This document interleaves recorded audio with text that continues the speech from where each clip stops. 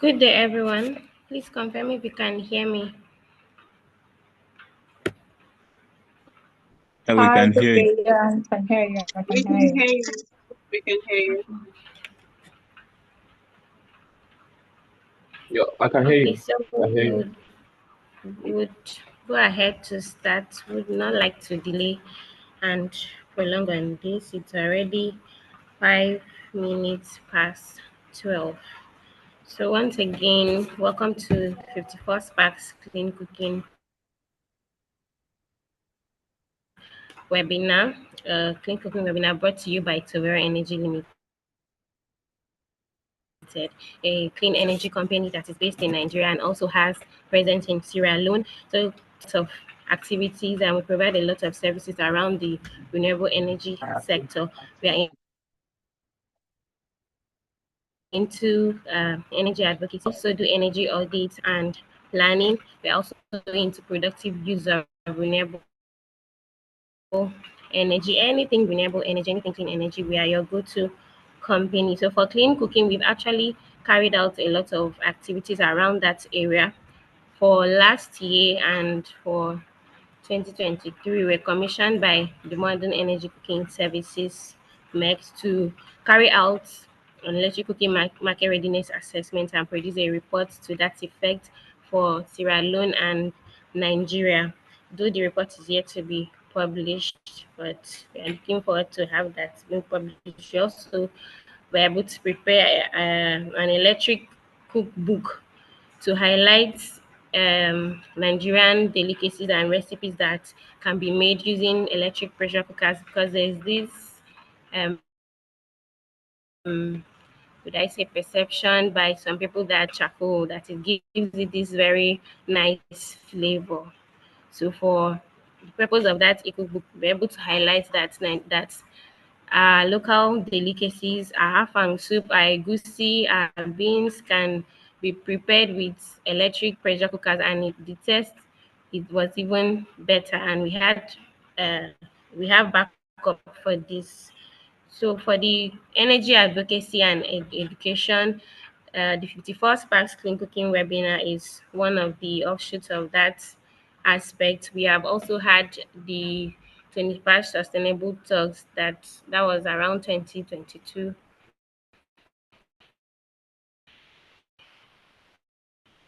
and we currently have a conference called Africa International Conference on Clean Energy and Energy Storage. We are currently on the third edition, and this conference is basically a platform where we bring researchers, the academia, the government, and the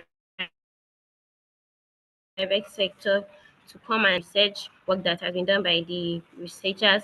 We have the private sector too, and one of the activities of the that is being held at the conference is presentation of researches. We also have panel sessions too, where people come to discuss about the clean energy space on various topics around clean mobility, clean cooking, waste to energy, hybrid development, hydropower development rather. So it's basically a gathering for the discussion and the advancement, and of course the promotion of the adoption of clean energy in Africa. So we are into the clean energy space, and we do a lot of things. And for more information, you can check on toveroenergy.com. That's our website. And we're also on LinkedIn, Tovero Energy Limited, for more information. For the purpose of today's webinar,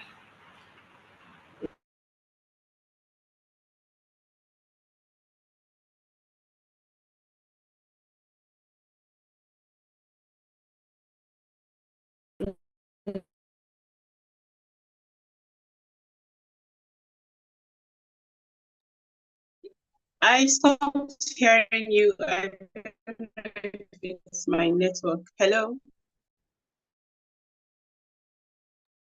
Yeah, I also cannot hear you, Owen.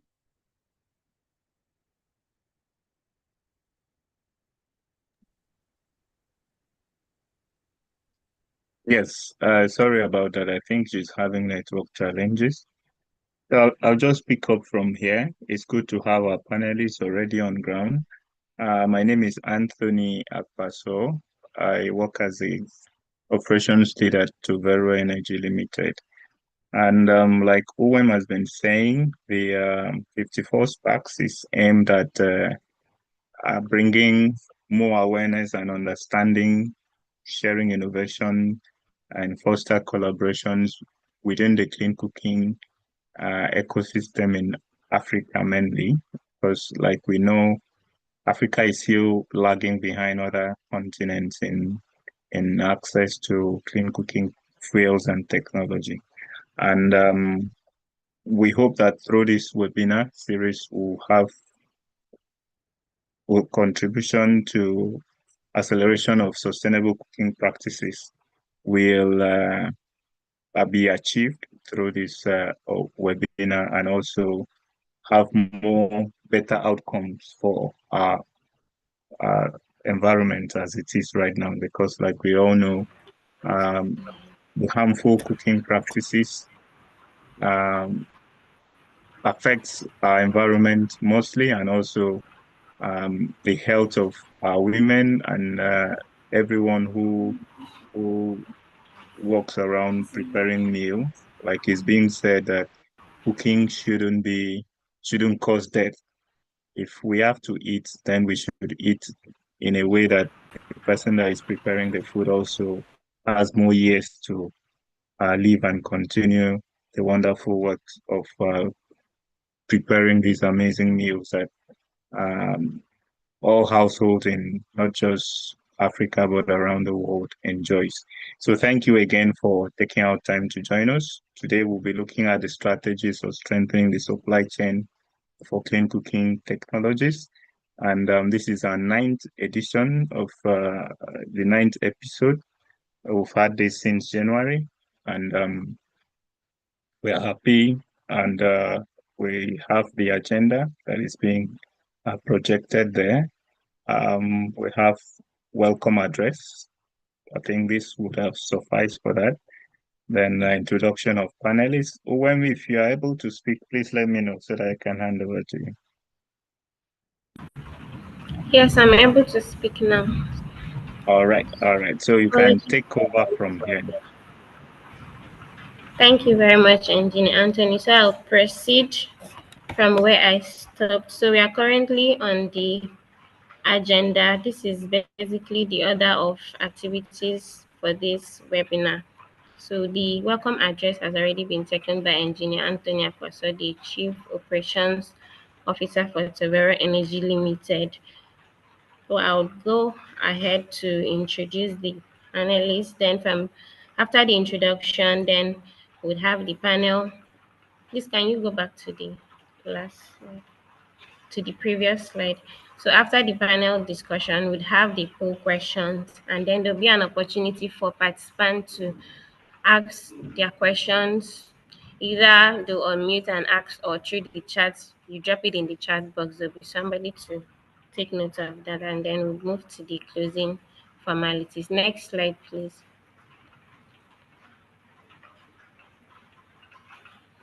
For the purpose of today's webinar, we have this beautiful moderator. She's a clean energy advocate. Kentin Fanakwan is a clean energy advocate committed to improving public health and environmental safety across Africa. At Tovera Energy, she contributes to projects that make electric cooking accessible, affordable, and she brings thoughtful, practical approach to clean energy conversations, aiming to bridge policy innovation and grassroots solutions. So she'll be steering the course of today's conversation, but she will not be doing this alone. We have carefully selected experts that we brought on this webinar to dissect this topic. Next slide, please.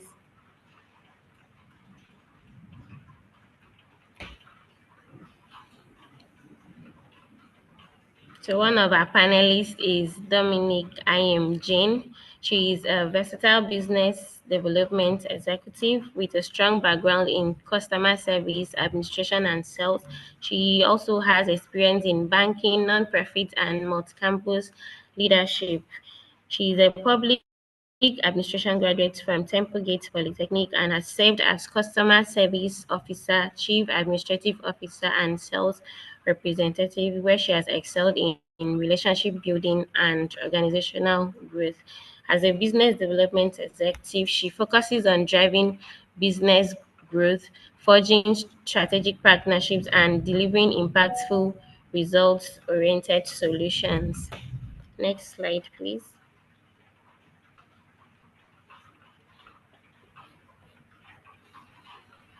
Joining us on the panel session is also Akachukwumbe. He's a technical project manager for ASACCOV Global. He's a renewable energy professional and a graduate of electrical engineering from University of Uyo, Nigeria. He has he's currently working as the technical project manager at ASACCOV Global Nigeria and technical assistant on a 2.9 megawatt solar hybrid project at the University of Uyo with over 256 kilowatts of solar capacity developed nationwide. He has led initiatives like She Can Install and Solar Apprentice, training women and youth in solar energy. He's a member of the Nigerian Society of Engineers, Yongo, and its Energy Working Group. He's committed to expanding sustainable energy and empowering communities across West Africa.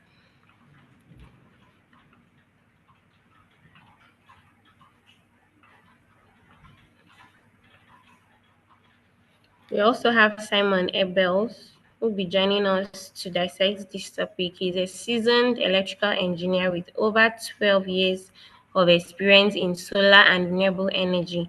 His strong technical acumen and innovative solutions has made him a sought-after professional in the industry. He has led numerous projects from designing grid-tied solar power systems to optimizing utility-scale solar farms. He is a dedicated advocate for sustainable energy practices and a skillful communicator who collaborates effectively with colleagues and clients. He has a passion for environmental stewardship and a commitment to excellence and continues to drive advancement in renewable energy technologies. And the last panelist is Chibuza Mbokwere. She is the founder of She Consults for Impact Fair Limited, a consultancy firm with expertise in clean energy transition studies.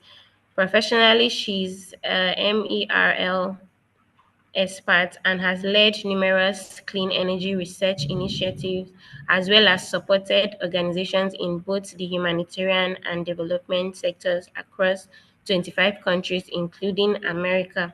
She is currently the national coordinator for Clean Cook Stoves Initiative with the Women in Renewable Energy Association, WIRE,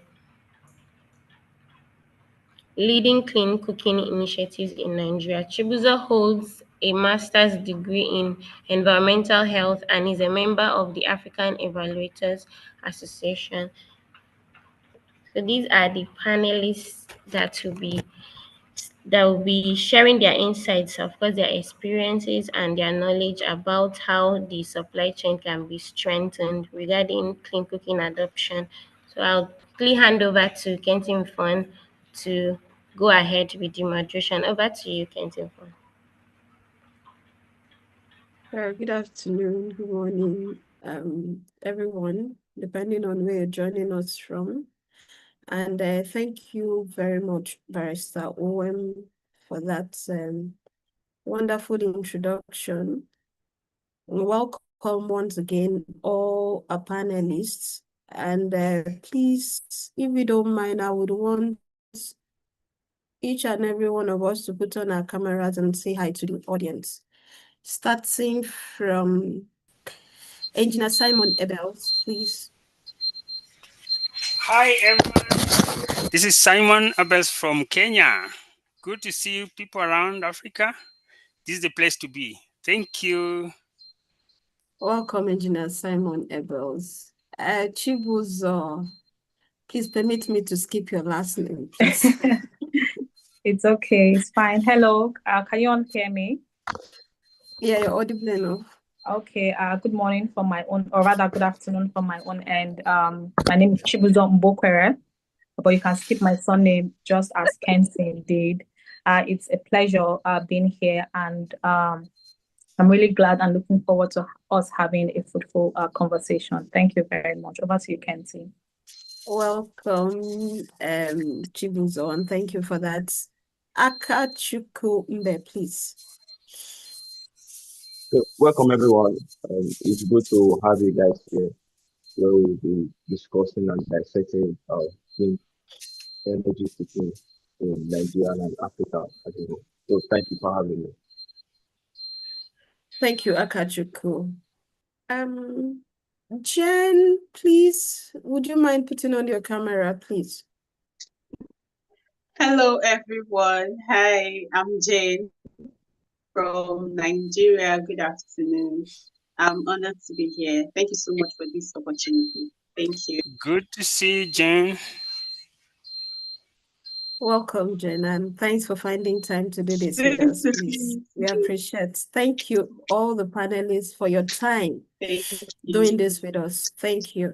So today's topic is we are going to talk about the strategies in strengthening the supply chain of clean cooking solutions. I think if this is not relatable to anybody, but I think it is relatable to me, because before now, I used to think that clean cooking solutions, especially example, the EPC, the improved cook stoves, the LPG, is just something that once it's manufactured, however it's done, wherever it is, we just know that we see it in our homes and we use it to cook food. It changes lives in the family. I didn't get to know that there is a process through which these cooking technologies tend to pass through before they get to our individual homes to solve the one problem which they are assigned to, or they are expected to solve, which is a clean and effective cooking. Starting from sourcing for those raw materials, manufacturing of it,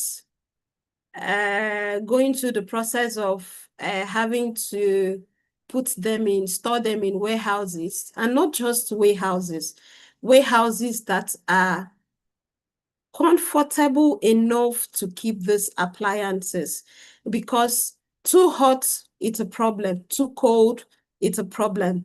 So good and comfortable warehouses to store these clean cooking technologies. Even after the storage, we still have to pass through transportation of it, that's the distribution of it, to get to the end users. Get to the retailers. From the retailers, it now gets to the end users. And even after getting to the end users, we still have to make sure that the after-sales service technicians are there to ensure that these clean cooking technologies there is a process that if it actually develop faults, if it has issues, it can be fixed. Because you won't tell a village woman who can comfortably get her 3 stones, just gather it and put firewood in between them, start cooking, that you have to, this is not healthy, this is not good for your health, it's a whole lot of things involved in it. Then you now tell her that you have to go and get a clean cooking solution, maybe the EPC, maybe the gas cooker, and the improved cook stoves. One of the thoughts that will come to her mind is, one, after the affordability, she will start thinking of, okay, what if this thing gets spoiled? How do I go about it? So today we are going to look at stage by stage, the hassle, the hurdles, every of the challenges, the barriers in each of these chains of each of the supply chains, what's the word to use for that? We are going to look through it. What's the raw material sourcing? What are the challenges involved in sourcing for those raw materials within Africa? The manufacturing of it. Do we have enough equipment? Are we up to the state of art to manufacture this these technologies in within Africa?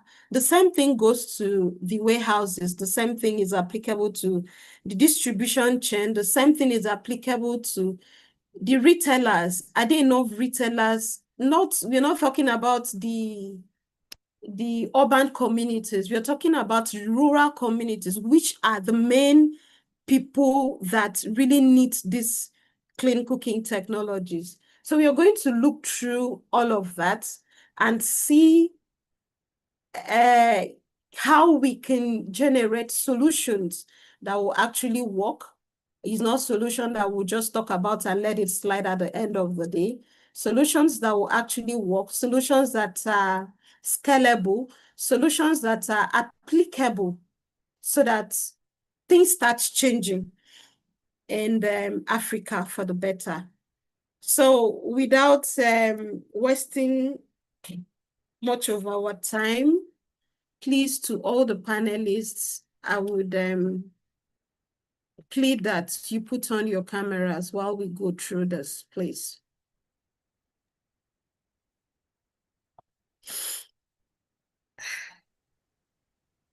Please, you pardon my voice today. I think I have a little flu.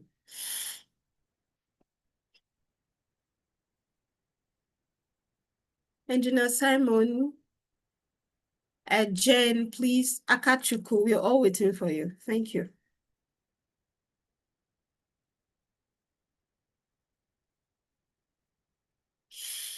Okay, so our first questions will be the main raw materials that are used in manufacturing of these clean cooking technologies. I am aware that ceramics is one of it, aluminum is part of it, and even plastics is also part of it. So my question goes forth. Are these raw materials available within Africa, or how are they available within Africa, and how reliable are they still within this Africa? Engineer Simons, please, would you mind giving us the context of Kenya? Thank you.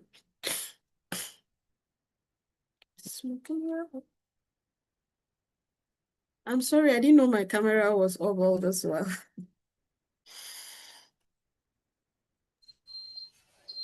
Yeah, let me just come up again. In the Kenyan context, or maybe if we look at it holistically, we find from the core to this is the raw materials. From the raw materials, before we get to the actual cooking, we need something that can hold the renewable energy, because this is the core to this bit of green cooking. So you find most of the materials, we tend to get them from outside, and whatever comes from outside, at times we find that we may not be in charge of the cost implications that come by it. However, in our traditional way of cooking, one thing that is quite peculiar, the only challenge that comes with it is the fragility of the mechanisms which come with it. Like if it is clay, we know clay is something that is bound to get, maybe it can crack along the way, and then you find that now what was being used to implement the green cooking is not sustainable anymore. However, if we were to involve the likes of aluminum casing, at least something like stainless steel, it comes at a good cost, and at times that is why maybe one of the reasons why the green cooking is not taking shape as fast as we may think, or maybe green cooking is not taking shape as fast as the solar and the likes. It comes with such challenges. However, we are trying to look on a modality that is going to incorporate the naturally available materials, or maybe recycling. So that is my stand as at now. But we are working against. We've developed so many mechanisms, like in Kenya. We've moved from the briquettes. We are currently operating gas, and we know gas comes with some implications in terms of handling, in terms of storage, in terms of distribution. Thank you. All right, thank you, Engineer Simon. And that's to say that basically all the materials needed for these clean cooking technologies are imported. That's for the context of Kenya. Mr. Akachuku, please, could this also be applicable to Nigeria?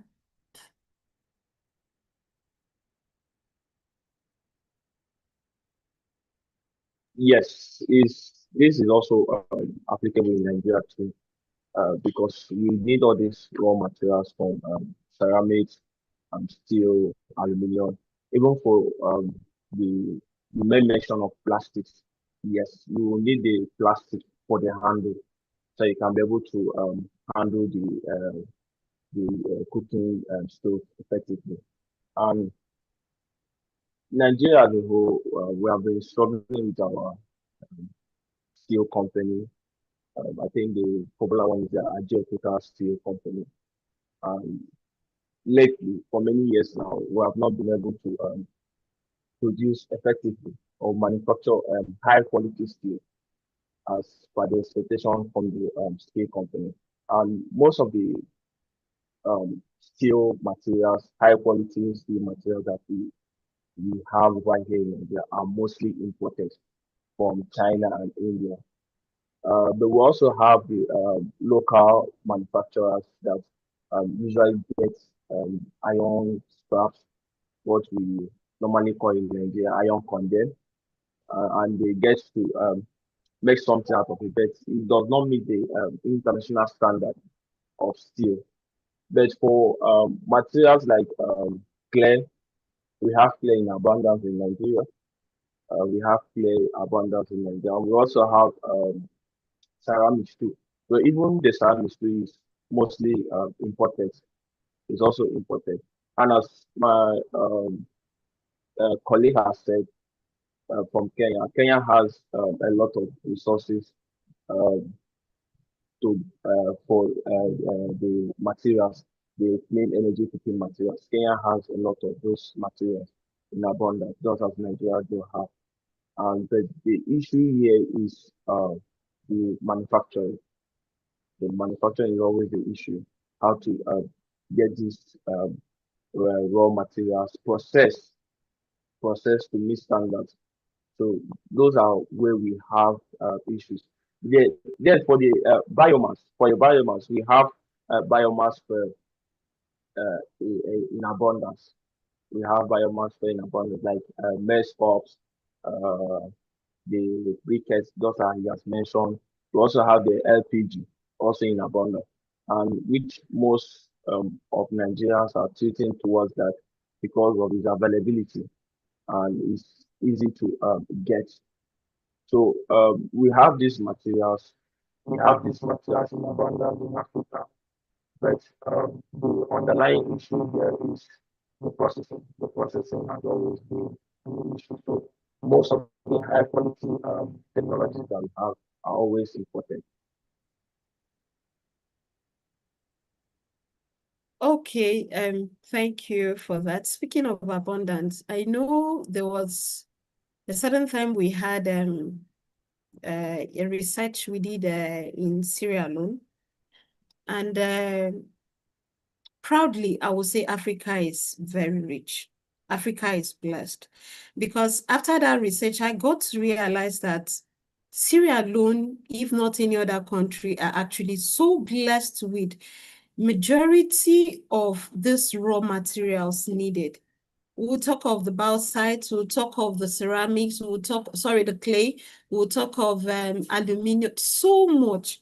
But our problem, I think the general problem of Africa is I would want to see policies around this thing, around getting these things in the right direction, and the innovative ideas is not there as well. And finance, support from government, support from individuals, wherever the support is actually going to come from, in order to localize the supply chain within Africa, because to look at it, localizing of this supply chain within Africa, I think it's the only solution Africans have. Yeah, it's the only solution, because even if it's within Nigeria that the manufacturing is done, it's way easier for Sierra Leone to get this thing at a cheaper rate. And once it gets at a cheaper rate, it's certainly going to get down to the end users. That's the rural dwellers, because they are the people majorly affected with the dirty cooking. So talking about that, my next question will be, are there existing innovations in Africa using these indigenous or recycled materials for cook stove? That's because there are cases of, I don't know, there are cases of companies in Uganda, if I'm not mistaken, that's recycling this aluminium, to be particular, within Kenya, Uganda, and I think that is also a welcome development, because even if they can't source for all the raw materials needed, if one is available, it's way easier for you to import the other ones also and add up. At least we have one settled already within the country. So are there existing innovations within Africa that could give support to give support around the indigenous and recycled materials that we need for this clean cooking technologies? Engineer Simon, please, would you take that for us? Okay, I can confirm that a number of companies are recycling the mild steel aspect, and also, some of the challenges that we have is the material that can contain and at least do stand the test of time. So what I can confirm is they are already in existence, especially in Kenya. We have a number of institutions that are doing that. I'll love to seek for the exact names, probably, if that can be allowed to be mentioned. There are companies that are doing recycling of metal wastes. They melt them and bring them back into usable shapes that can also form part of this conversation. Okay, you are very free and allowed to mention names, because I am also aware of Skycom. I'm aware of AMIA, something like that. Between those are the two names and I am aware of. And then my next question will be the challenges facing these local manufacturing, and these are we are shifting away from the raw material sourcing. Let's go into the manufacturing aspect. What could actually be the challenges facing localization of this manufacturing within Africa? Jane, please, would you go for that? Thank you. Okay, thank you very much. Local manufacturing, or there are lots of challenges. One of them I would say is access to finance. Limited access to like affordable financing of this thing, particularly small and medium entrepreneurs like the SMEs. They have this challenge of access to finance from expanding operations or adopting modern technologies, attracting local and foreign investment. I'll mention is skilled labor shortages. The manufacturing sector demands like a lot of skilled workforce proficient in modern manufacturing technologies and techniques. So another one I would mention is machinery and technological constraints. We have limited access to modern manufacturing technologies and innovation, and all of these hinder competitiveness. Manufacturers struggle to acquire and maintain machinery, which is very well essential for efficient production. So another one I would mention would be infrastructure deficiencies, like inadequate infrastructure. When it comes, I would also talk about the unreliable energy supply, our electricity and all of that. So yeah, that would be one I would mention. Thank you. Okay.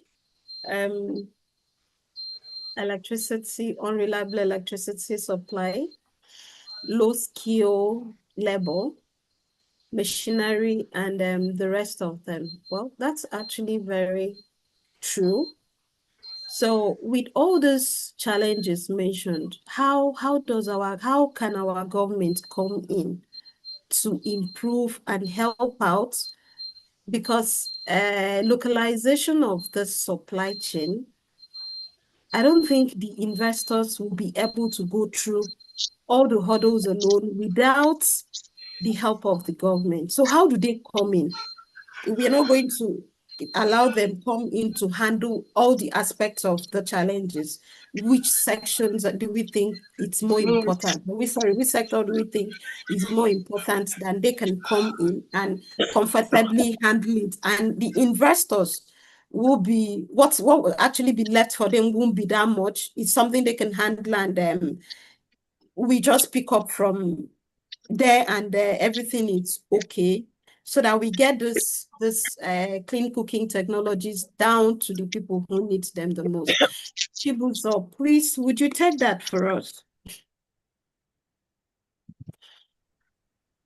Yes, thank you.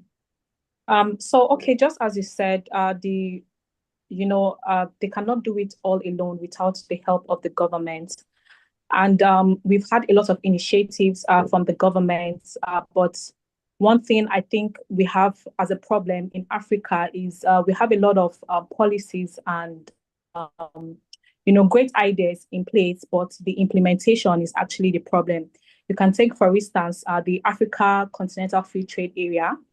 That it's a policy, but I mean, is it currently in implementation? If the government would actually make it compulsory for this to work, then it's going to take out a lot of hurdles in terms of supply chain. Talking about reduced tariff, this is going to strengthen competition as well between African countries. And rather than importing from other countries, we can trade within Africa. And this would also improve our economy. So you're looking at an all-round advantage. So another thing the government can do is to also include SMEs in funding mechanisms, because you see sometimes these mechanisms are not usually user focused.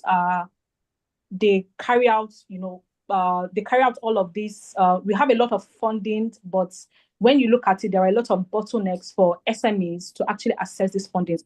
So making it user-focused for the SMEs would actually go a long way in strengthening the supply chain system in not just Nigeria, but Africa as a whole. So I think I would also want to talk about public-private partnership. So the public partnership where governments can, because if you at most of the clean cooking project currently ongoing, you have a lot of private donors funding some of these projects. But if the government can really step in and take it up from there, I think it would really go a long way in addressing some of these challenges. We have some other ways that the government can also come in. I remember in Nigeria, I think last year, when the custom announced that the Nigerian Customs Service announced that there's going to be a zero tax on importation of I think LPGs and their products as well as EPCs.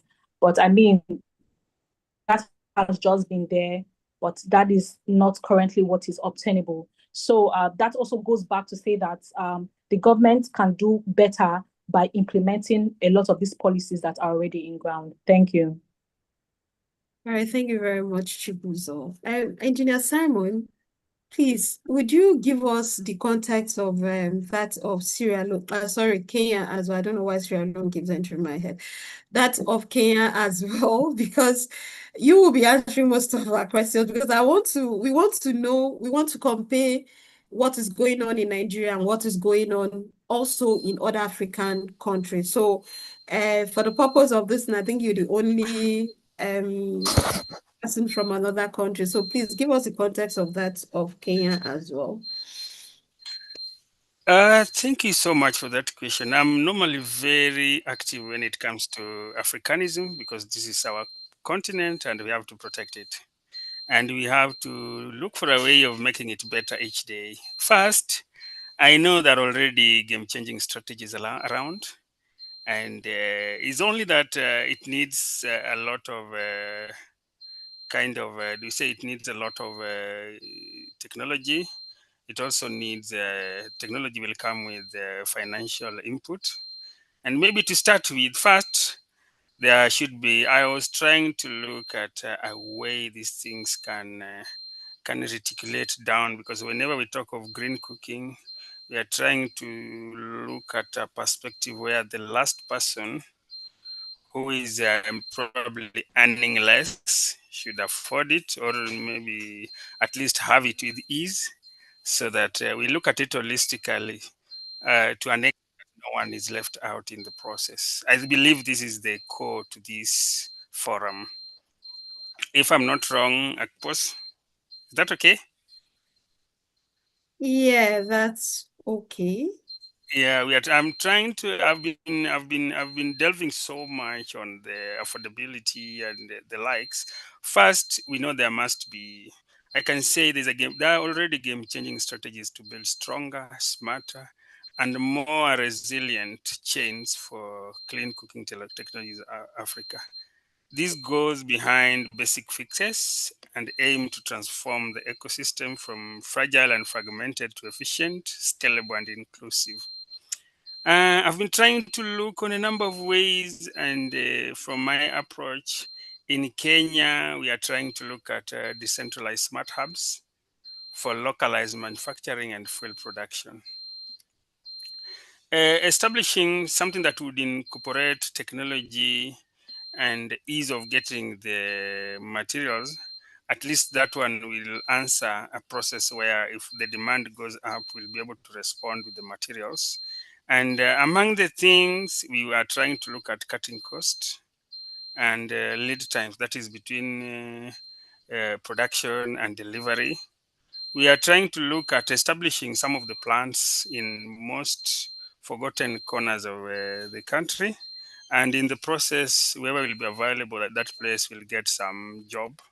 There will be job creation. And then we are trying to also look at how do we get these products from the already available materials, either in their raw form or as something to be recycled. We've maintained and even improved.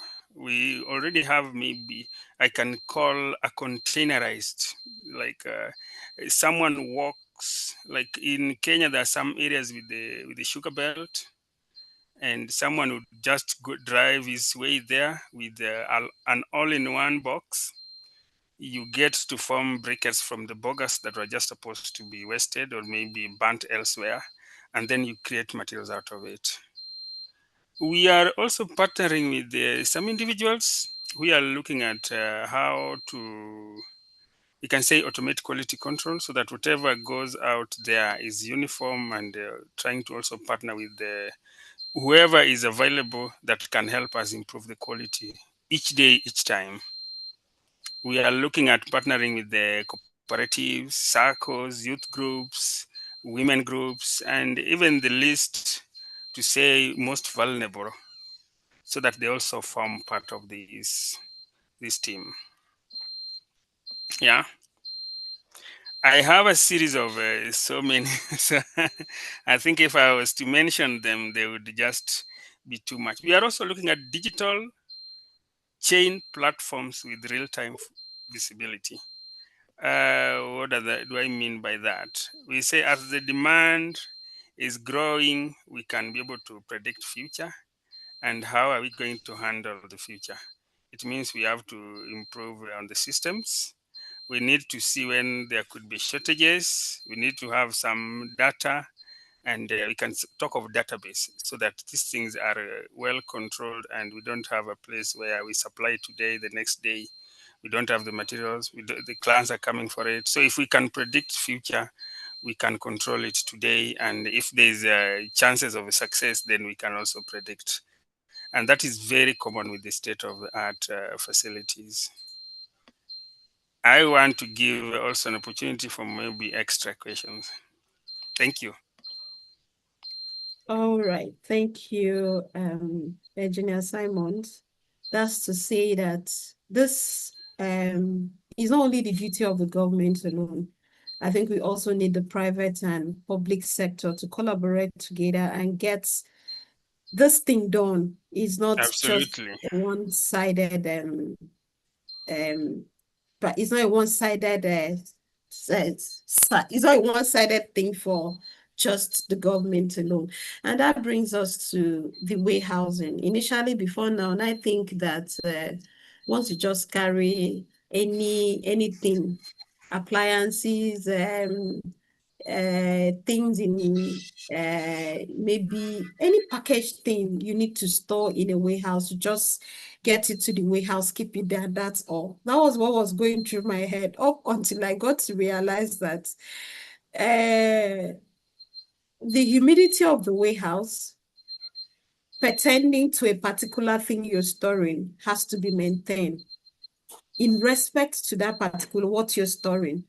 The temperature of the warehouse in respect to what you're storing also has to be maintained. It cannot be above, it cannot be below.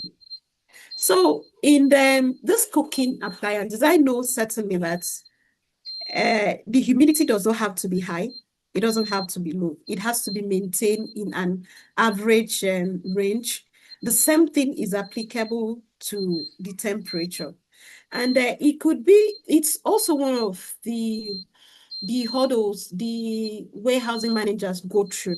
Because for you to maintain this humidity, like if you take, for example, you get to the northern part of Nigeria, the temperature is very high. It is extremely high.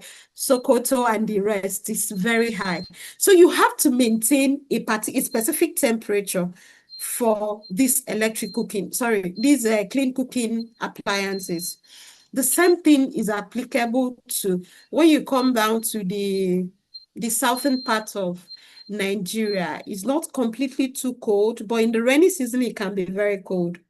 So how do we balance this? Because all of this needs a reliable electricity. If it is too hot, you have to bring the temperature down. If the humidity is too high, you have to look for a way to maintain it.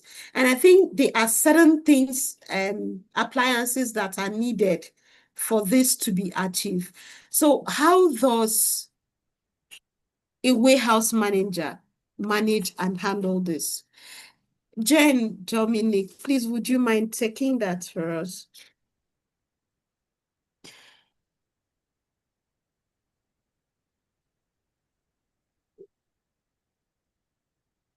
Jen, are you there? Okay, please, Akachuku, please, can you take that for us? Okay. If it is how the whole thing is now. When you look at current storage systems in Africa, I hope I'm not muted. Okay. No, you're not. Okay. When you look at current storage systems in Africa, it is a mixed bag, and generally they are far from adequate for ensuring timely supply. Now, for small scale improved biomass cook stoves and biomass furnace, you primarily see informal storage. Yeah, they are not formally stored, and this often keeps the retailers, small shop or in the distributors rented space. They usually get this small space that is not usually conducive for these products, and often it's very unventilated. It's very unventilated. There is no proper ventilation to those space, and these um, technologies are being exposed, and over time they can degrade, and we at the end of the day we might have poor quality product at the end of the time. Then for larger operations, maybe formal warehousing, particularly in industrial areas or urban areas, major manufacturers and distributors will use dedicated facilities. For instance, like they require petroleum gas. You have specialized outlets for this, and they are always being regulated. But this is mostly in cities. Now, if we go to the rural areas, often they are smaller, and their demand is quite low. So the refill points are always informal, and you get to see them using this cylinder to cylinder to refill, which is always inappropriate. Issue is that these systems are inadequate. They are largely inadequate. They are largely inadequate. And for us to tackle these challenges, we need to look at it in a broader perspective. Because even the warehouse manager needs to be trained, because each of these technologies have their different what should I call it? Their different way of handling them, and the warehouse manager has to be trained. Like as you have rightly stated, there are different temperatures to these technologies where you can store them, and there has to be also ventilation, and we also have to have dehumidifiers to regulate those the atmosphere for those technologies. So outside the fact that the warehouse managers have to be trained, there has to be power supply. There has to be power supply, and in Africa, from the data we have gotten so far from World Bank and the rest of the international organizations, that over 600 million Africans don't have access to electricity, which is also a big challenge to us. But recently, there have been a lot of development of mini grids across different rural communities in Africa. So, which is also a good one for us, and we can always leverage on facilities like that, which means that close to where we have the mini grids, we can always have this warehouse so that they can have access to power, to be able to safeguard those technologies. And also, another issue of warehousing is not just about having those products sent to those places. What about the means of transportation? Mm. Because most of these rural communities don't really have access in terms of road to get to. So even sending down those products to those rural communities are always difficult because of transport issues. So there are a lot of challenges that that we need to tackle, and also the issue of where do you get to store these products? Where do you get to store these products? Because you can't just keep them in any kind of place. So the issue also estate, real estate is also an issue there. So there are a lot of issues that we need to tackle to be able to have these products saved in the right area, most especially in the rural areas, like the core infrastructure, the real estate, the transport, and also power, and also security. Because you might keep these products in some place that are not safe. Like now in Nigeria, we are having some insecurity concerns in some certain areas. So which also affects these products getting down to those places. So we need to look at the whole warehousing holistically so that we can be able to tackle and solve these issues. Okay, thank you, Mr. Akachukwu. You've raised a very important area of concern there. That is the transportation of these products from where they are to these rural communities. We'll come and deal very critically into that. But before then, let's talk about the affordability of this. Let's link the affordability to this warehousing as well. Because one of the reasons why the end users of the people that are mainly supposed to use this thing, which are the rural dwellers, are not really patronizing this clean cooking technologies is because of affordability. So if we bring these warehouses, much as you said that they in recent times there've been increase of mini grids in the rural areas. If this we look at if we take out the security, that's if it's actually going to be there. We take out the security, we take out the cost of getting these warehouses, and probably every other thing, and we move the storage of some of this clean cooking appliances down to the rural communities, get a warehouse and we store these things there. Is it going to cut? Is it going to reduce costs? Is it going to make it affordable for the rural end users of these products? Okay, thank you very much. Now, remember, this is business, and there has to be profit at the end of the day. Now, if you factor all of this together, it's not going to make the product cheaper. It's not going to make the product cheaper. And if we must be honest about this, improving affordability, particularly for low income and rural setting, isn't just about the sticker price. Okay, it's also about the innovative financing and reducing the total cost of ownership. Now, if take for instance, Tobere Energy are into clean cooking technologies, and they want to reach out to these rural areas.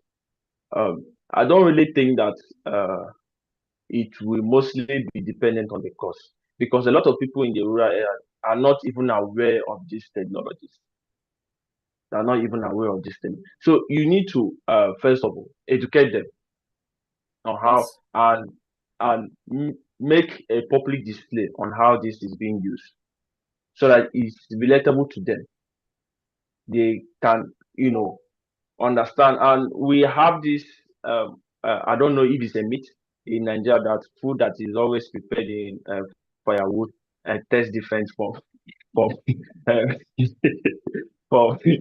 from. So you need to be able to solve that mindset issue also, so that they could also probably do a kind of a display within the two options, and the people have to decide. And also the word of mouth too. The word of mouth. So it will also take someone from that community, because they will only believe someone that they are used to, someone they have known for a time. So word of mouth, and will create that public trust. Then if we are climbing the hierarchy of affordability, then we are also looking at flexible payment mechanisms, like as it has been introduced in solar, pay as you go, where Luminous and the rest of them came up with that payment formula. So we can also look at affordability mechanisms like that.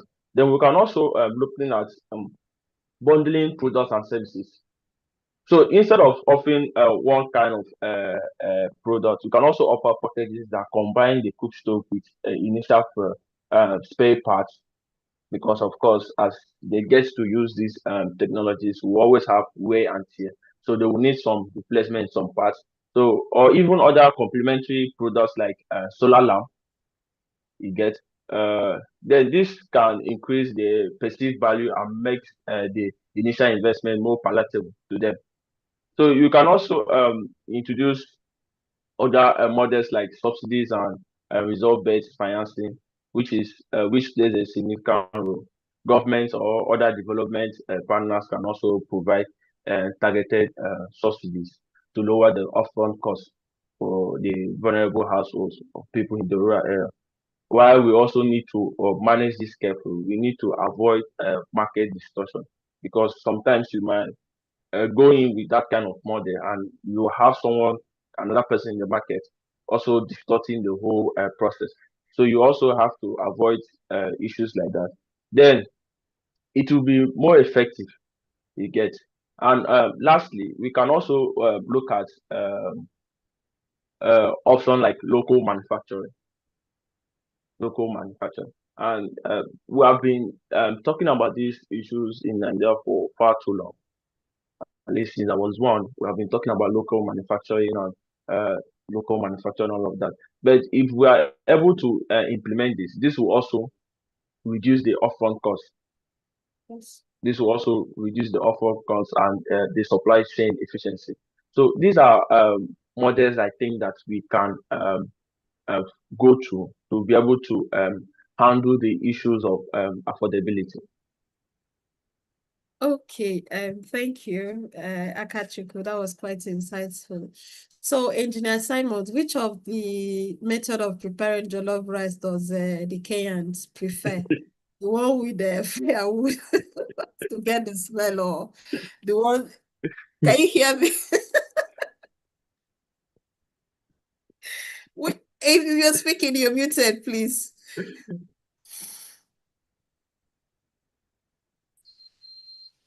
I couldn't get the question clearly. Okay, so my question is, which of the method of preparing jollof rice does the Kenyans prefer? Is it the same as Nigerians that the smell the smoke aroma comes different? So which of them do they prefer, please? I think that should be an African proverb. Food that is prepared by your mom tastes better than any other mom around. So I believe it's just another way of saying that. Okay, so let's move on to the distribution section of it. In Nigeria, I know that we have very beautiful roads. I don't know if that's applicable to Kenya. I don't know. But I know Nigeria, our road is just perfect. And so it's one of the hurdles we have in moving these clean cooking technologies down to the rural areas. So I would want to hear the context of Kenyan. Do you people also have beautiful roads, and it's way easier for you to transport these clean cooking technologies down to the rural community, please? Yeah, we are trying. Maybe to just come up again. I believe fixing the supply chain really is something that needs a collective input with everybody involved from, I can say, from all walks. Because the challenge we have here must address first logistical, financial, policy, market development gaps. And I believe when we start approaching it from this angle, we'll have the cooking stoves, the LPG, ethanol, biogas, and even electric cooking getting to everyone around. To jump the gun, I strongly believe if Africa can agree that we already have more than we need, we should not even think, when we come up with a good idea and we think finance is the constraint, then I think we normally miss the point. From the onset, I believe a clear mind, like in my projects, what I've handled before, I would really love to be in a project where I can predict its success and failures. So that will always make like 99% of my project's success. The predictability is the core insight here. And if we can predict something is not going to stand the test of time, I think a number of us would really want to opt out of this. And green cooking is not something that should just be left out. First, we need to tackle the bull by the horn. I was talking about localized manufacturing and assembly. Why? Importing clean cooking stoves will definitely be expensive. We know they'll get time, they'll be so much time to be around, and there is also vulnerability to disruptions in the supply. What do we do in that case? I think we can set up regional or national hubs where we have these stoves and the fuel infrastructure. We should pressure the government, at least offer subsidies, or even if possible, remove some tax to the manufacturers. We should also try to look at it from building the capacity in terms of training, having it even part of having it the green part form part of our syllabus. So that would even be quite a game changer. Second to that, let's look at it from the distribution point, where we talk of a last mile distribution. The fact is many rural homes will definitely lack, may not get this clean cooking due to poor roads networks. And I'm sure that is not their problem to be in a place with the poor road networks, because it will need government's support. What do we do in that extent?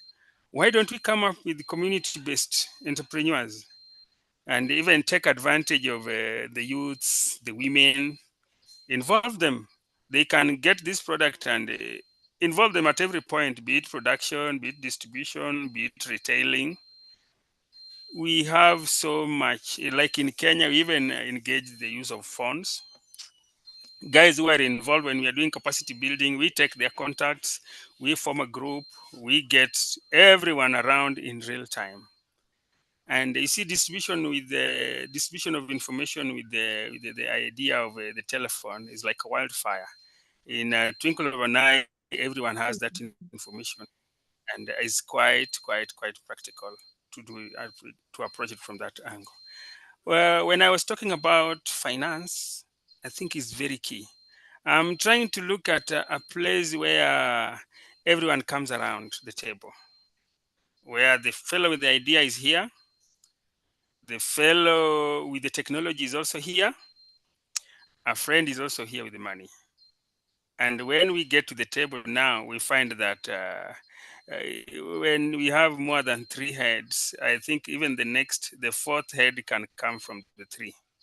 I strongly believe that, because you'll find that the SMEs in the value chain will definitely lack capital, because it's a bit needs so much in terms of equipment, and that will definitely even jeopardize scalability when they want to grow up. What do we do? I believe there in Nigeria there are SACCOs, aren't they? Yes, there are. There are SACCOs that can give you loans, there are microfinances, and even take advantage of their positioning to do this distribution. We also have credit guarantee schemes that lend with less risk. We should promote even result-based financing, where somebody pays, he cooks with a stove. It will only be able to cook when there is a result inside, when there is gas inside. And I believe when we are talking about green cooking, reliability is one thing that must take center stage. Why? Inconsistent supply of the product will definitely take the confidence away from the consumer. Even if it's the lowest in the chain, we need to at least offer something that will always be available. Well, how do we approach that? We should support bulk storage instead of if we know the storage part is a concern. In Kenya, we have 8 counties. If we have the right strategy, I believe every county could be having a storage. And if we find that storage means like every county should be having maybe a processing plant, or maybe somewhere to make it easy for the transformation of a product from raw material to finished one. So we support bulk storage so that we don't incur so much on small warehouses around. We also look at developing regional supply chains. We know that our product could be coming from this county, another product is coming from the other county. So we take advantage of the strengths.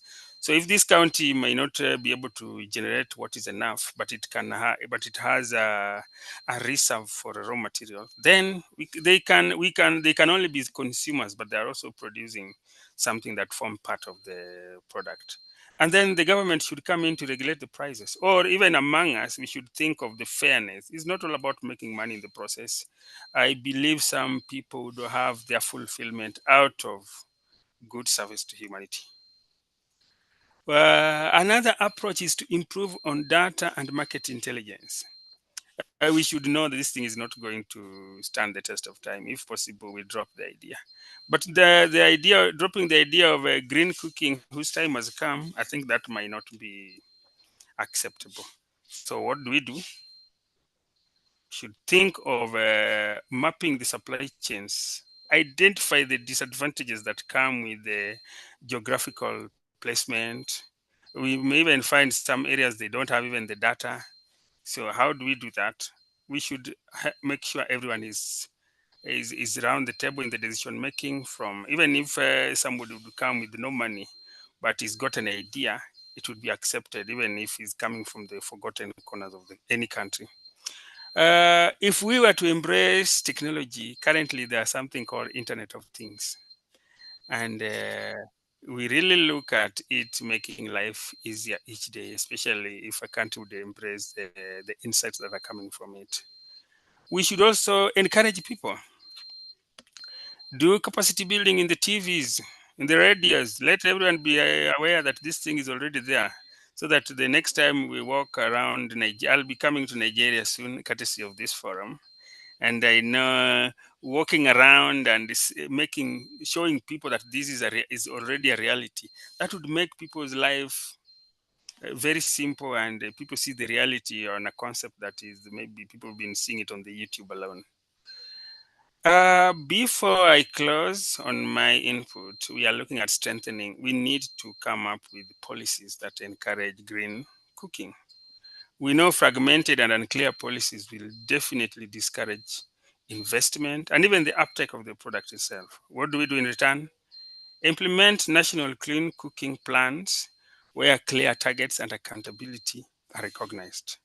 We also need to involve the government so that the subsidies we are taking care of, and also ensure that whatever we are distributing to clients are of standard, so that somebody don't compare us with what has been imported from China. So it's a lot of nitty-gritties that must be involved in the table. And another thing is I think my sister, a lady there, the lady with the the surname that is a bit, the Chibuza. Yeah, she talked about call it the PP, the public-private partnership. The PPP is very key when it comes to coming up with this bit, and because we know scaling requires coordination between government and all stakeholders from private to NGOs. And when we work it out from the PPP framework, you'll find that it will definitely find like some other, if we involve the government, they already have established departments that will make this to take height so fast. And also during the process, we also expect an establishment of research and development centers. These are things we cannot ignore, because the technology today might just be so wasteful in the next technology. So we need to establish research and development center. Another thing, we need blended finances to de-risk private sectors and also involve communities in creating culturally acceptable cooking solutions. Last but not least, we are looking at we need to promote secular and sustainable models. Why? Long-term viability depends on environment and economical sustainability. So how do we approach this? We should also definitely encourage reuse of maybe the product when this is gone, because I remember if you were to use the briquettes, it will come out as an ash. How do we make use of that ash? We can take it to our garden to be used as a fertilizer. This would make somebody take the bit of briquettes so fast. And then if we have our research and development, they will also help us in looking for a material that if we use for the casing of the green cooking stoves, if there is one that can get destroyed easily, is there a replacement? Can a repair be done to it? And then you find that designing the supply chains will be like all inclusive. And during the process, we are climate smart. We don't remove the gas from here and emit it on the other end. So I really believe this is possible. And I think along the way, I'll give a typical of what is happening in Kenya in terms of the Paygo energy we have around. They're really doing and excelling great in terms of green cooking. Thank you. Okay, thank you, Engineer Simon. That was quite an insightful talk from the context of Kenya. It actually shows that all things being equal, Kenya somehow is ahead of Nigeria. If all the factors you have mentioned are implemented, Kenya they are really into solving the problem of this dirty cooking and including everybody, including, you mentioned someone even from the lowest part of Kenya being involved in it. Okay, thank you. Even if you had deviated a little, but you actually covered basically almost everything. I wish this came as a closing remark, sort of. So we are still going to look at still the distribution, because like I said, we have had the aspect of Kenya. Let's look at that of Nigeria. What is the most logistical issue we have in the process of distributing these electric cooking appliances down to the rural area? Is it the road? Is it after distribution? Okay, after surviving the road and getting to these local communities, we are able to get to the local retailers, get those things across to them to sell. So after then, is the clean cooking, the fuels for these clean cooking technologies, are they also an issue that could also be a factor why the patronage of this clean cooking technologies are not well accepted in the rural communities? Chibuzo, please, would you take that for us?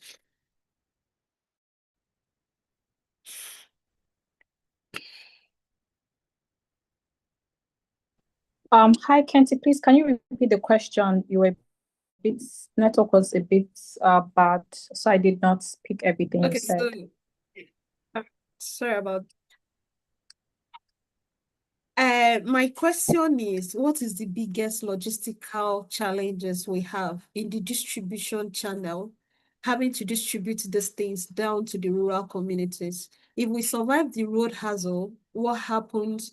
And we survive the road hassles and we get this thing to the rural retailers, what now happens? What is stopping the patronage of this clean cooking technologies? Could it be the fuel? Because if we talk of the electric cooking appliances, we are talking of the electricity has to be there for them to use it. We talk of the LPGs. After getting the cooking gas, sorry, the cooking stove, what happened? Are the LPGs closed? Are they available for these people to go and refill the cylinders and come to use them? So please, can you throw more light on that for us? Thank you. Okay, thank you very much. So the supply chain challenge in getting to the last mile beneficiary is actually is interlinked. As you talked about, you mentioned poor road infrastructure in Nigeria. This is one challenge we are facing. And also the cost of transportation. After the removal of this fuel subsidy, transportation has really skyrocketed in Nigeria, and this has also posed as a challenge in these technologies getting to the last mile beneficiaries. Now, just as you rightly also mentioned, aside this technology getting to them, what about the fuel? So I think according to World Bank, only about 25% of rural Nigeria has electricity, and this is covering over more than 70 million population, people in number. So that's to tell you that a whole lot of Nigerians and in the rural communities are not connected to the grid. Now, that already on its own poses a major challenge to electric cooking. And although we have a lot of initiative, the rural electrification project currently going on, but I would, from statistics and from what is available out there, this has not really gotten to the last mile beneficiaries. So talking about electricity access, we would have to address the issue of electricity access. First of all, if we are talking about, getting to the last mile beneficiaries in terms of cooking with electricity. Now, when you come to gas, a research that we conducted last year, we spoke to across the 6 geopolitical zones in Nigeria, commercial e-cooking research we conducted last year, talking to people in rural communities. I think from all the rural communities we visited, there was no gas refilling station that was found in any of this community. Now, this poses as a major barrier to, accessibility for these people, these last mile beneficiaries. So some of them have these gas cylinders, but refilling it is a problem, and thereby it encourages fuel stacking, and you see them going back to using these dirty forms of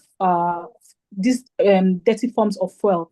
So I think one way we can also address these challenges is to, because this infrastructure, we have a very weak network, is to improve on this infrastructure, because we talk about transitioning to clean cooking, but the last mile beneficiaries are not really at the center of the conversation. So putting them at the center of this conversation is really going to go a long way in ensuring that these last mile beneficiaries have access to clean cooking technologies as well as the fuel. So also from the research, most of the clean cooking technologies you find in these rural areas are the improved cook stove. And this improved cook stove, some of them actually use briquettes and pellets. And it would interest you to know that some of these pellets are also sourced from urban markets. And then with this challenge, it also reduces the rate at which the last mile beneficiaries adopt these cleaner forms of cooking. So we really need to look into strengthening, the supply chain network to the last mile beneficiaries. And how can we do it?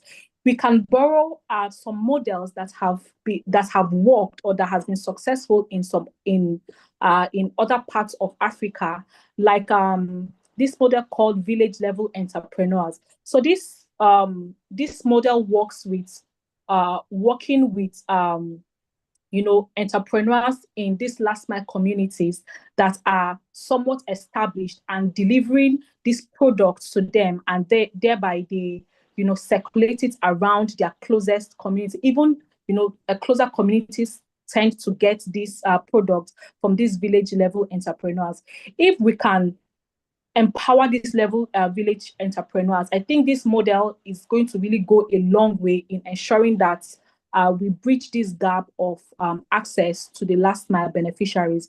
And there are some other models like working with women contributory schemes. I've read some researches that have been exploring these models, and they are working. So we can also borrow from these models that have worked in similar societies and bring it back home to Nigeria. And I'm sure that we would be able to address these challenges. Thank you. Thank you very much, Chibuzo. In essence, the last mile beneficiaries have to be included in all the plans because we won't know what they need. It's them that will tell us what they need.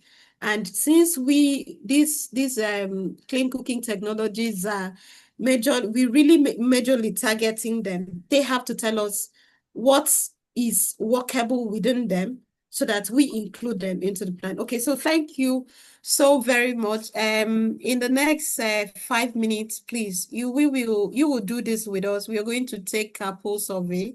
Engineer Anthony, please, just 5 minutes of your time. You help us to fill in the poll survey, please.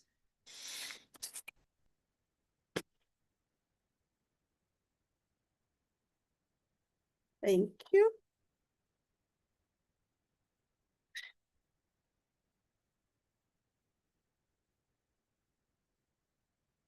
Please, I plead with everybody to engage in it, please. Okay.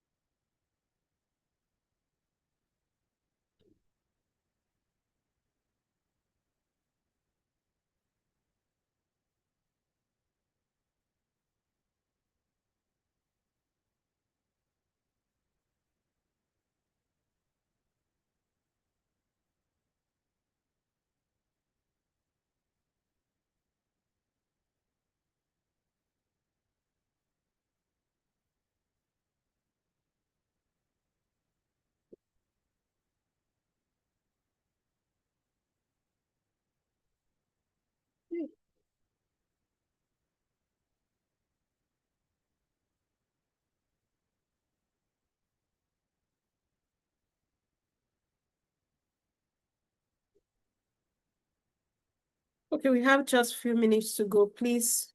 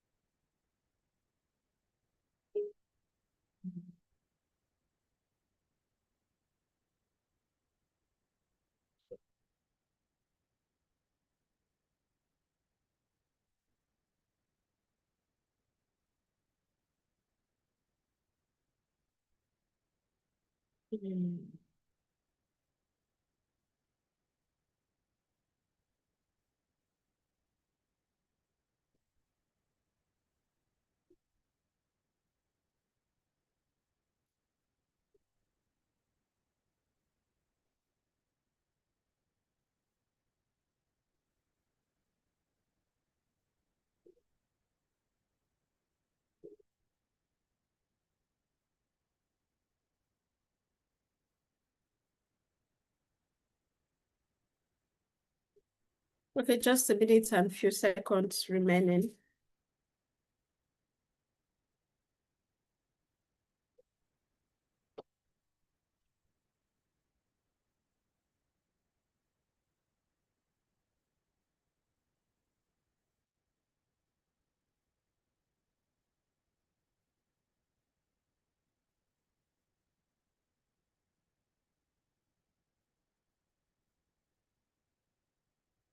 Okay, so we are going to end the poll session now. which area of the clean cooking supply chain do you believe is the most underdeveloped in your country or region? I think 90% or 100% took local manufacturing of clean cook stoves to fuels. That's true.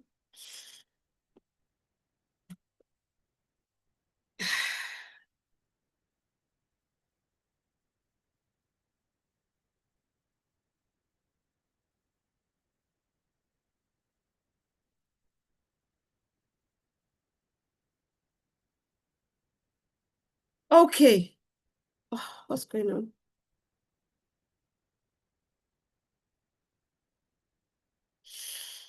So we're done with that part. Thank you everybody for participating in the poll session. So we've handled the raw material sourcing section of it. We've handled the manufacturing, we've handled the distribution. And Engineer Simon, that's roughly got us all into the retailing aspects, has also gotten us, or did get us into the after-sale service of it. And just so we round up, I would want to ask, because in the whole of this, we have the end users who don't even understand what these clean cooking technologies are. You go to my grandmom in the village and tell her, Ama, you're cooking with a dirty fuel.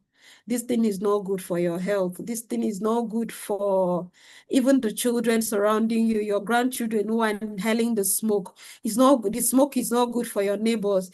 It's going to cause cancer. It's going to cause this. It's going to cause that. She will just be looking at you. Is this one okay at all?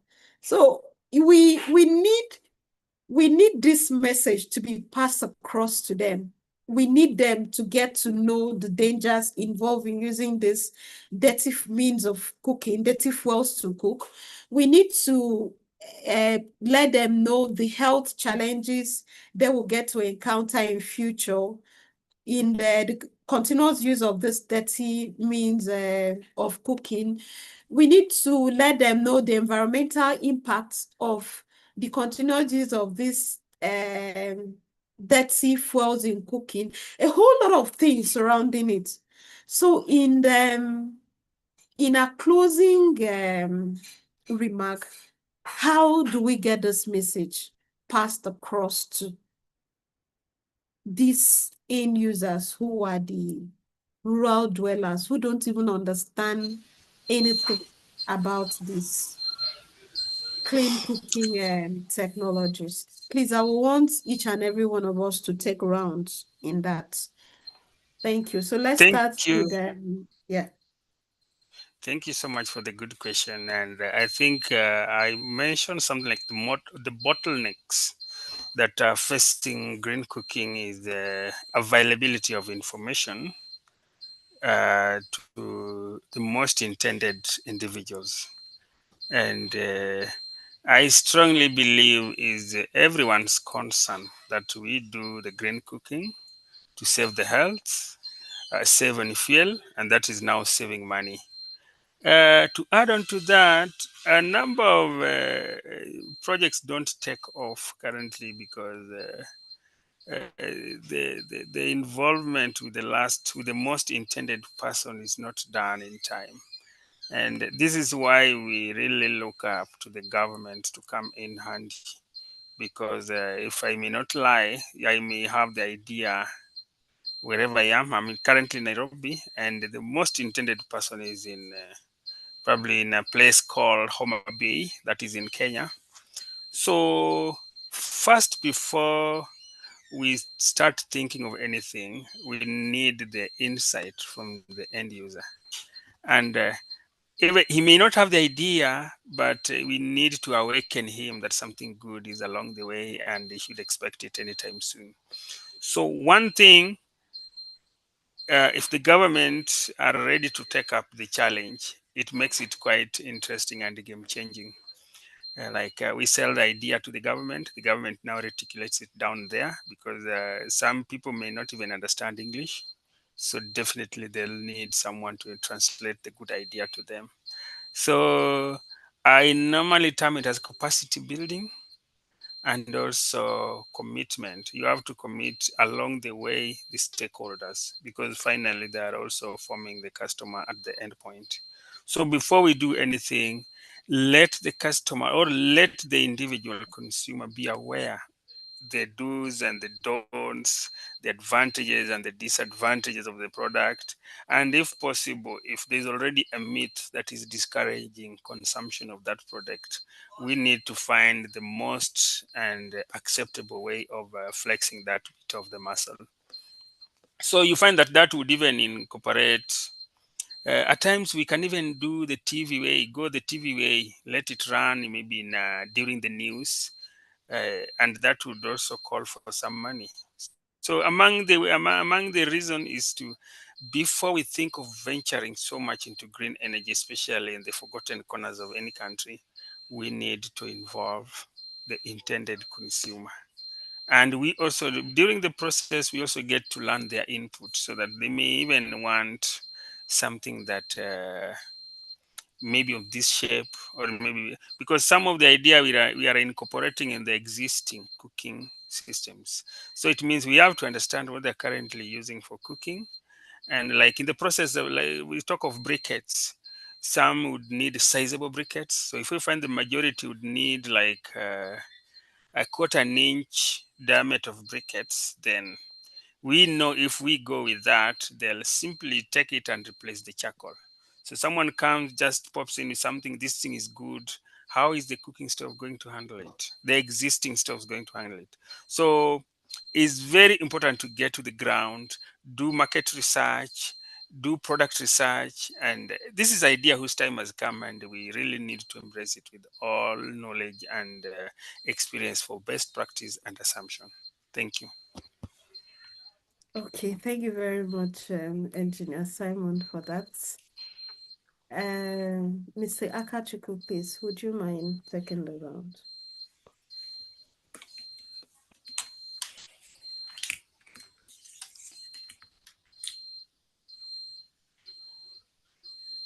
Mr. Akachukwu, if you're speaking, you're muted.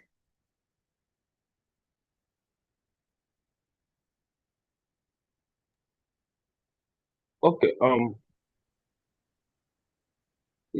It's been a very interesting conversation so far, and I believe that strengthening clean cooking supply chains in Africa isn't just about stoves or well, it's about unlocking human potential.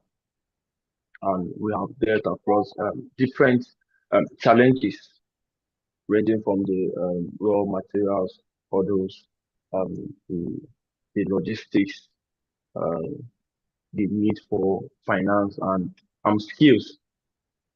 And it's been a fun, but we'll also have to see the incredible local innovation and the immense opportunities that this technology can bring to Nigerians and to Africa.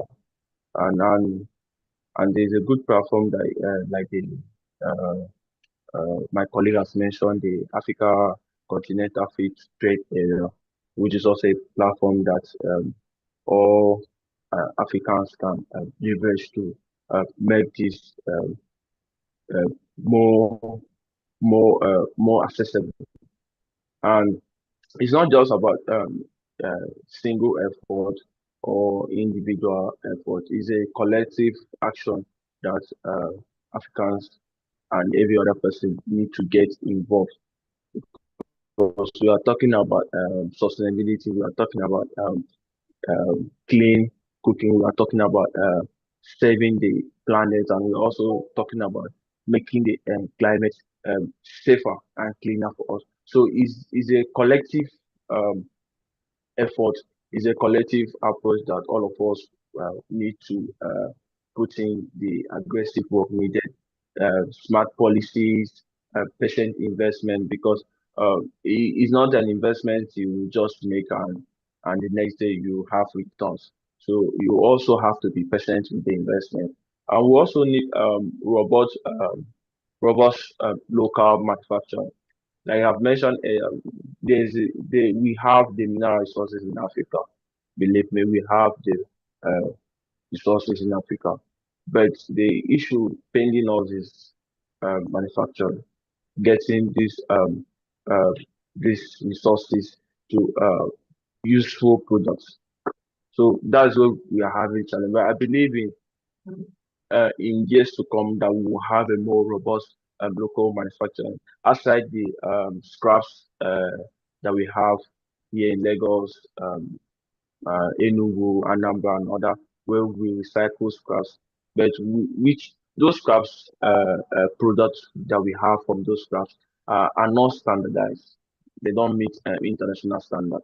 So which also affects the product lifestyle at the end of the day. So we're also looking at exploring our resources and having a more robust manufacturing. And most importantly, solutions designed with or for our communities.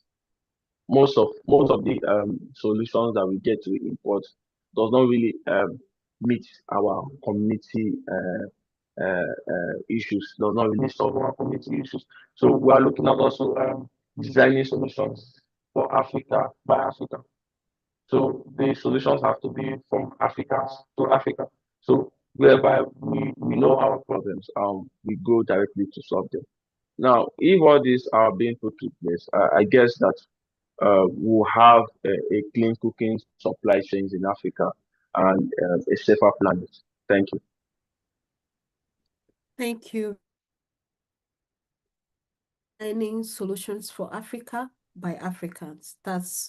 I would subscribe to that 100% because it is only we that knows what we need, and it's only we that know how we can design it to fit into us. So thank you very much, Mr. Akachukwu, for that.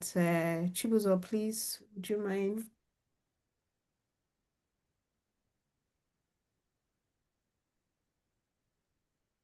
Yes, thank you very much. So before I conclude, I would want to talk about, taking this message to the rural communities, just as Kenty, you rightly said. So we need to make the clean cooking transition user-centric. So just as Chiku rightly also said, this solution should be for Africa. And it will also interest you to know that there has been some development. A lot of research is really going into this. And I would also want to mention one of such, which is on-stove modeling. Is a geospatial modeling that looks at the different stoves available in this in different geographical locations and does a cost benefit analysis to show which one is best for a particular location. So a lot of research is going into this, and I think we should key in to see what these researches are producing. Talking about getting this message to the last mile beneficiaries. I remember the research we conducted last year as well.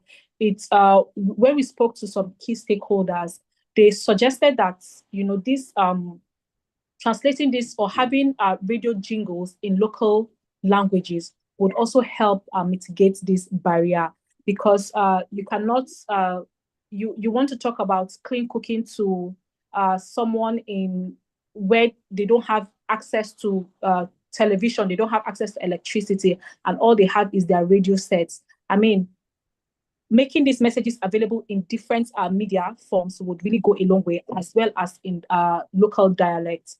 Also using local influencers, and doing live demonstrations as well. I think this is a model that, although they are not into clean cooking, but they are into solar distribution. This company called Solar Sisters, they do a lot of local market activation.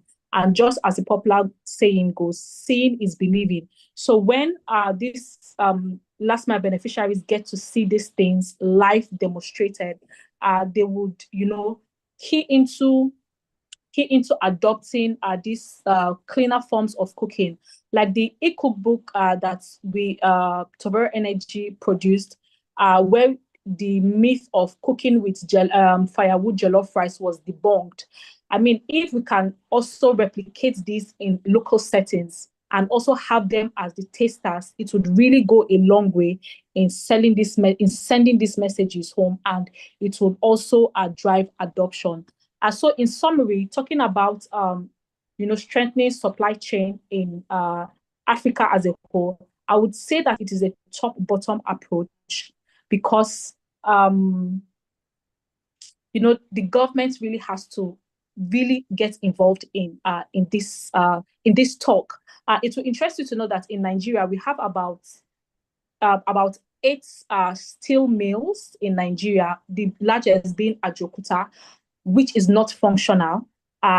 We have about only 4 that are functional, and the total production of these 4 that are functional is not even up to 1,000 tons. So that's to tell you that it is not as if the raw materials are not available in Africa, but just as I mentioned, these steel companies are inoperational. So if the government can, step in and act, and let these steel mills rather become operationalized, even if it's a form of public-private partnership, that would really go a long way in addressing local manufacturing, in addressing local manufacturing. And when we improve in local manufacturing, it would really go a long way in strengthening our supply chain. And they're talking about making finance available.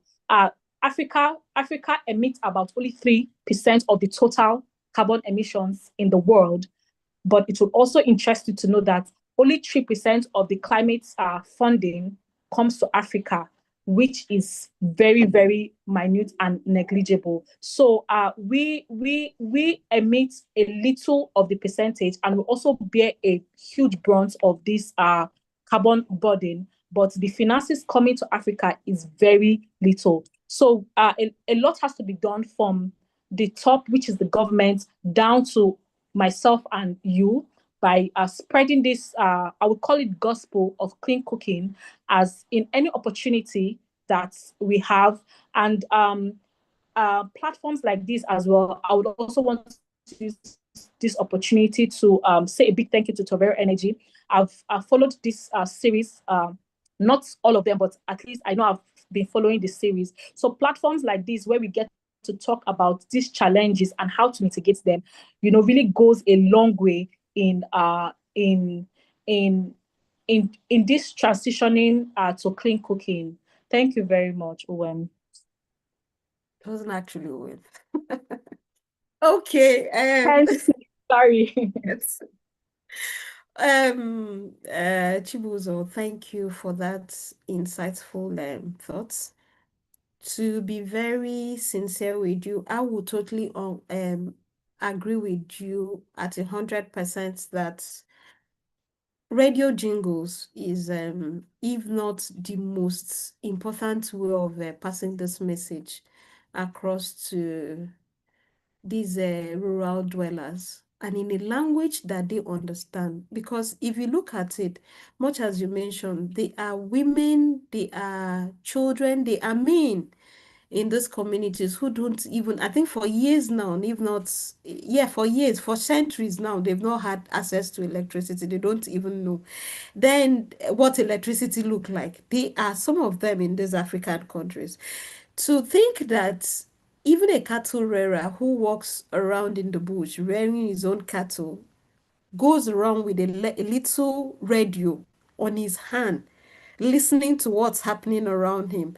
You see that, to me, I feel that is a very easy way of passing this message across to them. And not only passing the message, having them to saying this message in a language that they understand, the advantages and disadvantages of using these clean cooking technologies is the best. And in general, I will also say that in order to make this appliances affordable, localizing of the supply chain within Africa is the only solution. If we are able to localize this supply chain from start to finish within Africa, I don't see adoption and scalability as a problem. So, however it is going to be done, but I know that it's if we have to achieve it, it's a collaborative effort, the public and the private sector. So with that, I would want to specially thank each and every one of you, Akachukwu Mbe, Engineer Simons Ebel, Chibuzo,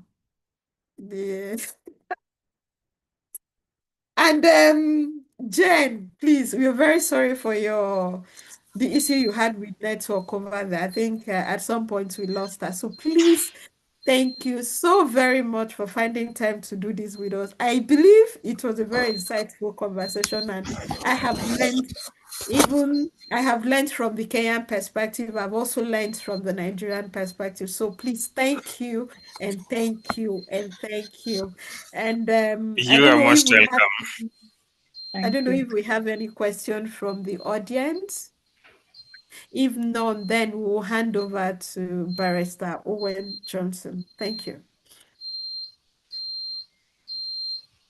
Thank you. Thank you very much. Thank you. Thank you, Kenton Fund, for that beautiful moderation of this panel session. Thank you to everyone that stayed put up to this point. Thank you, Akachukwu, Simon, Chibuzo, and the other ones that maybe their network bounced them out. Thank you so much. Your contributions and your insights were actually very wonderful. So I don't know if we were listening, but I actually picked out a lot of things. We looked at the supply chain, the manufacturing aspect, the distribution, the retailing, down to the after sales, and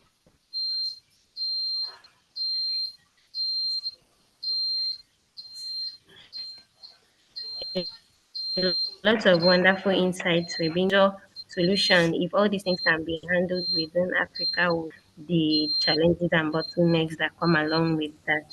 We also looked at advocacy as a very important tool to advance clean cooking adoption through radio jingles and in forums like this, like the webinar, even at summits and conferences. We looked at the collective responsibility in order to achieve this from the public partnership aspect. We looked at the role of government, even the private sector as well. So thank you so much for your insights. And just to add that if you have not been on previous editions, you can catch up through YouTube. We are on YouTube, and this session is streamed live, so you can revert to the YouTube channel to watch previous sessions. So I would proceed to talk about our upcoming activities. So we have this conference I had stated earlier at the beginning of the webinar for those that didn't join us at that point. So there is this conference that we organize at Tuvero Energy Limited. It is called the Africa International Conference on Clean Energy and Energy Storage. We are currently planning the tour from on the 25th and 26th of September 2025. We are about 3 months away, if 2 months plus away. So we welcome research papers. If you have research papers around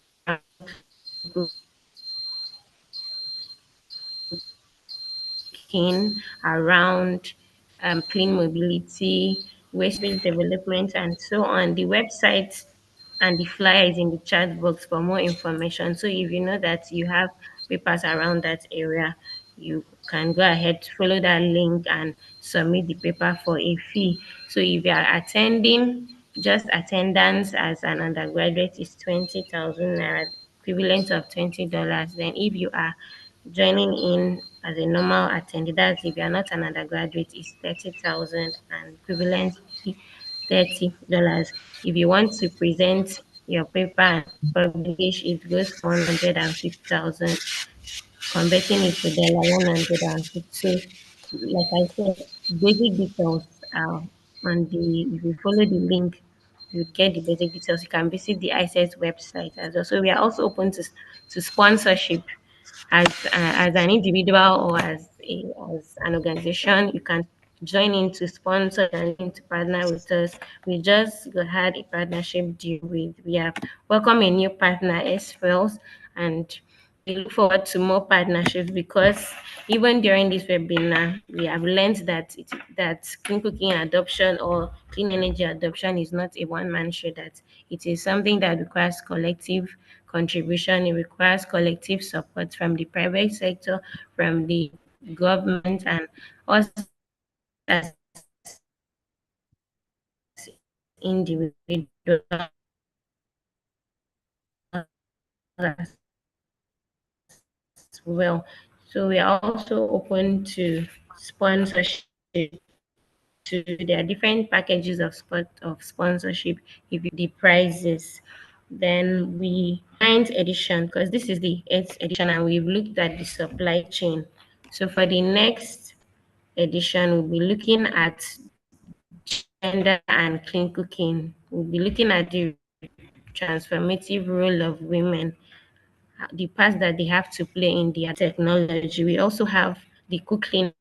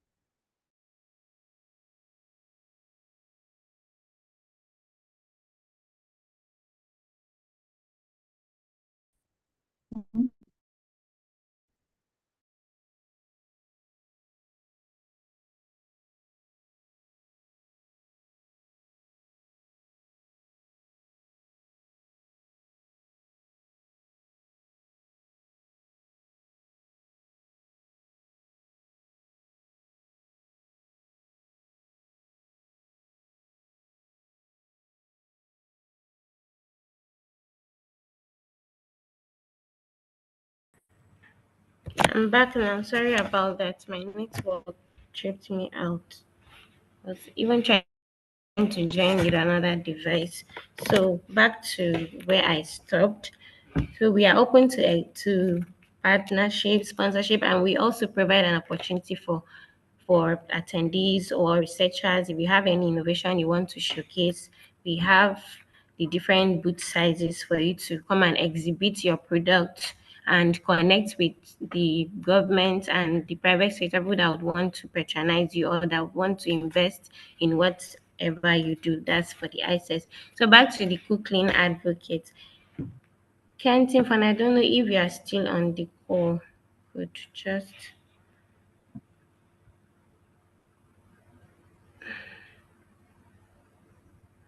you could just share the slides. I've not been able to share from my end.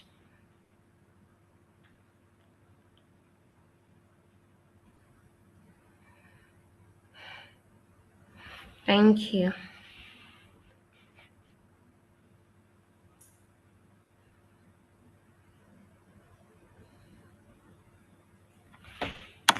So before I was tripped up by my network, I was talking about the Cook Clean Advocates.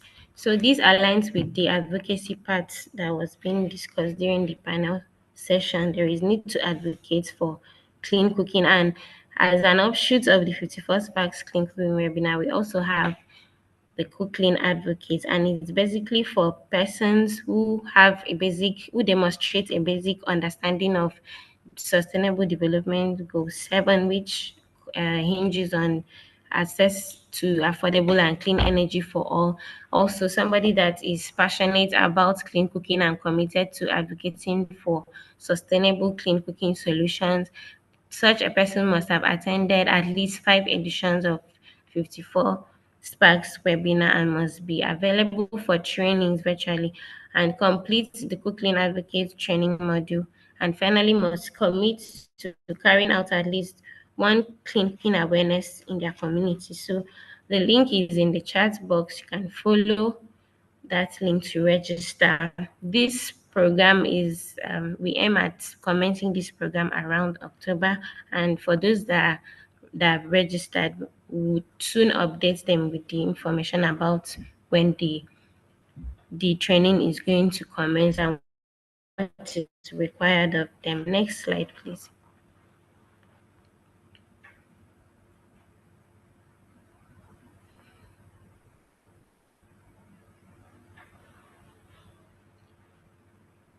Please, can you go 2 slides behind? I think we had jumped one slide.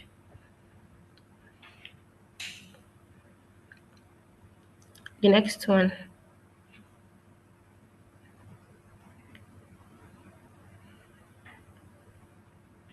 The one on opportunities corner.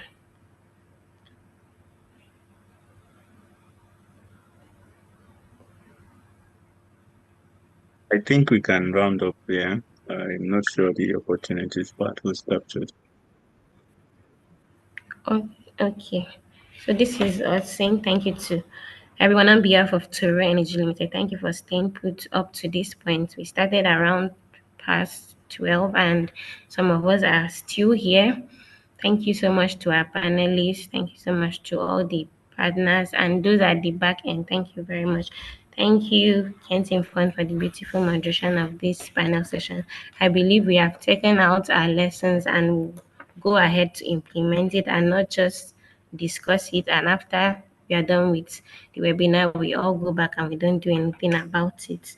So thank you very much. Thank you to our partners, the Energy Nexus Network, Sierra Leone, Veronica Anthony Foundation, Greenland International, all the way from Uganda. Thank you, Smart Women's Environment Development Organization from Uganda too. At this point, it would be nice for us to put on our cameras so that we can capture this beautiful moment before we go. Please, everyone should kindly put on their cameras. You can stop sharing the slide so that everybody will be captured.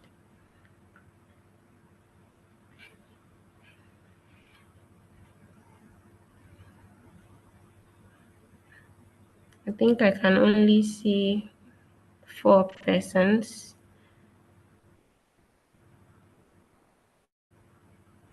Okay.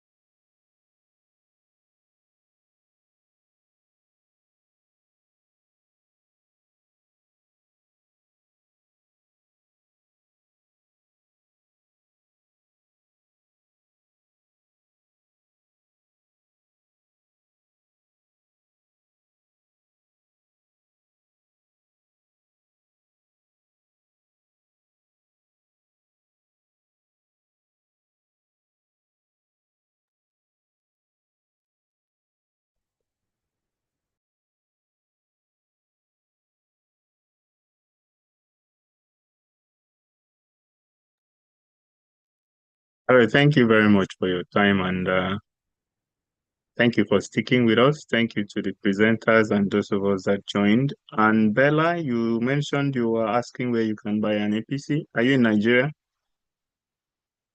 Yes, I'm in Nigeria.